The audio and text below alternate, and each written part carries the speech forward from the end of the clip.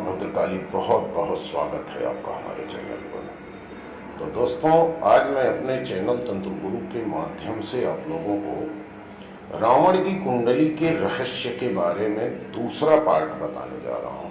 कल हमारे वीडियो में आप लोगों के सामने रावण की कुंडली का पहला पार्ट, जो कि रावण की कुंडली के जितने भी प्लस पॉइंट थे, किन ग्रहों की युति से रावण को क्या शक्ति मिली, जैसे शुक्र और गुरु की युति से रावण को क्या शक्ति मिली, चंद्रमा और मंगल की युति से रावण इतना बलशाली हुआ, इन सब बारे में मैं आप लोगों को चर्चा दे दिया हूँ। आज मैं आप लोगों को रावण की कुंडली में क्या कमियां थी और जिसकी वजह से इतना बड़ा विद्वान, महाबलशाली राजा, ऋषि का पुत्र, इसके बावजूद भी उसके अंदर इतनी क्रूरता आ गई, अत्याचारी बन गया। इस बारे में मैं आप लोगों के साथ चर्चा करूंगा। इस वीडियो पर अंत तक जरूर बने रहना,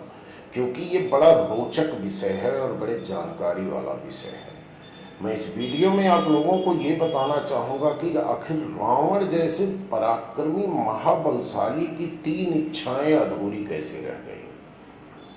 ये 3 इच्छाएं बड़ी रहस्यमयी हैं और इन 3 इच्छाओं में कहीं पर रावण की वासना सम्मिलित नहीं है, ये मैं आपको पहले से ही बता दे रहा हूँ, क्योंकि कुछ लोगों के दिमाग में ये बात पहले ही आ जाएगी, शायद सीता माता को प्राप्त करने की इच्छा। ये गलत है। सीता को प्राप्त करने की इच्छा नहीं थी, शक्ति को प्राप्त करने की इच्छा थी, क्योंकि रावण को पहले से ये पता था कि सीता स्वयं जगत जननी जगदम्बा है और वो माँ जगदम्बा को प्राप्त करने की इच्छा रखा था। लेकिन फिलहाल ये 3 इच्छाएं उससे जुड़ी नहीं है। तो आइए अब हम चलते हैं। रावण की कुंडली में जो कमजोर कड़ी थी उसके बारे में मैं आप लोगों से चर्चा करूंगा। जो चैनल पर पहली बार आए हो, चैनल को सब्सक्राइब करके घंटी की बटन दबा लेना और इस वीडियो को एक लाइक और कमेंट में ओम नमः शिवाय, जय मां भद्रकाली जरूर लिख देना। तो अपनी शक्तियों से रावण पूरे दुनिया पर राज्य किया, पूरे विश्व पर राज्य किया, देवताओं से लेके गंधर्व तक, किन्नर तक, सबको अपने बस में किया। यहाँ तक कि ग्रहों के अपने अनुसार लेकर चला है। जैसा रावण चाहता था ग्रहों की दशा उस तरह से हो जाती थी। लेकिन सूर्य जब सिंह लगन में होता है तो इंसान अनंत शक्तियों का मालिक बन जाता है। बड़े गौर करने की बात बता रहा हूँ, आप लोग वीडियो पर अंत तक जरूर बने रहना। सूर्य जब सिंह लगन में होता है तो इंसान अनंत शक्तियों का मालिक बन जाता है और ऐसे व्यक्ति को यदि ज्ञान प्राप्त हो जाए तो उसके अहंकार की कोई सीमा नहीं रह जाती। रावण के पराक्रमी और ज्ञानी होने की भी यही वजह थी। इसके दम पर रावण ने सबसे पहले अपने ही भाई कुबेर को ठगा। सोने की लंका, पुष्पक विमान जो पहले कुबेर का हुआ करता था, रावण वो सब उससे छीन लिया। अपनी शक्तियों से रावण ने कुबेर समेत इंद्र और देवताओं को हराया। इन सभी से जीतने के बाद रावण का अहंकार और बढ़ते चले गया।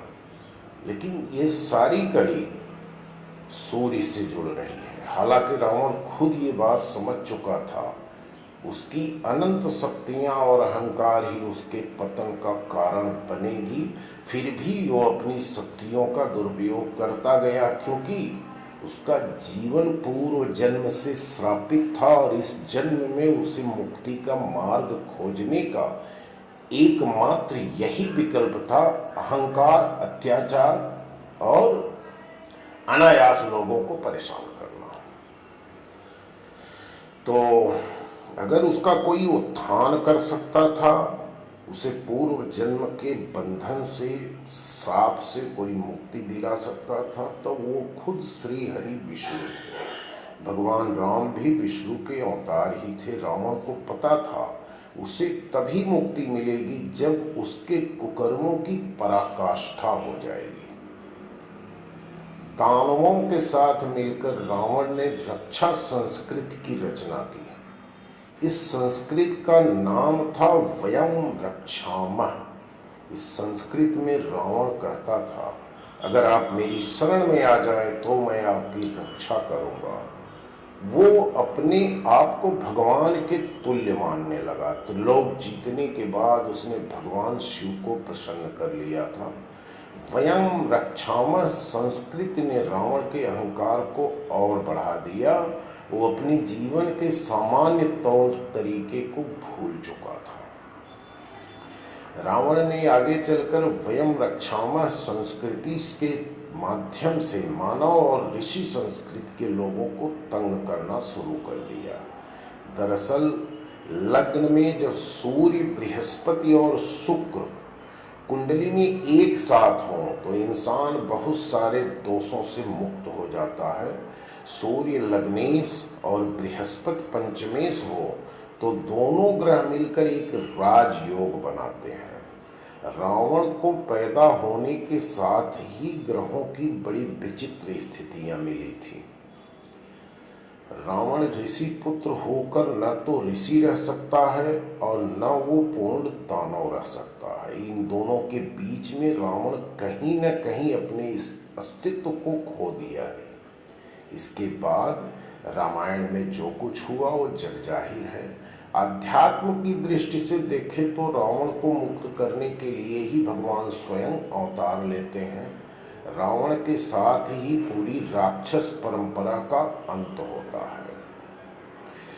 लेकिन वैदिक काल से एक परंपरा चली आ रही है, जब हमारे यहाँ कोई विवाह होता है तो लड़का और लड़की की तरफ से 7 परिवार को छोड़ दिया जाता है, यानी कि समगोत्र में विवाह नहीं होता है। वैज्ञानिक दृष्टि से समझे तो हमारे जीन्स में डिस्टेंस की वजह से ऐसा किया जाता है। यदि हमारा जीन्स एक रहेगा तो परिवार सुचारू रूप से नहीं चल सकता और बच्चे के जन्म में परेशानी होगा। रावण का जन्म ऋषि और राक्षस व्यवस्था के बीच की कड़ी थी, जिसमें कोई मेल नहीं था। ऐसी परिस्थिति में पैदा हुई संतान थोड़ा अलग किस्म की होती है। रावण का वध करने के बाद भगवान राम, अब मैं आप लोगों को चर्चा करूंगा रावण के 3 ऐसे सपने जो अधूरे रह गए थे। तो रावण का वध करने के बाद भगवान राम अपने छोटे भाई लक्ष्मण को रावण के पास भेजते हैं और कहते हैं कि रावण से बड़ा कोई ज्ञानी इस संसार में नहीं है और तुम जाकर उससे शास्त्र की शिक्षा लो। लक्ष्मण जाकर रावण के सिर की तरफ खड़े हो जाते हैं। रावण कुछ नहीं बोलता है।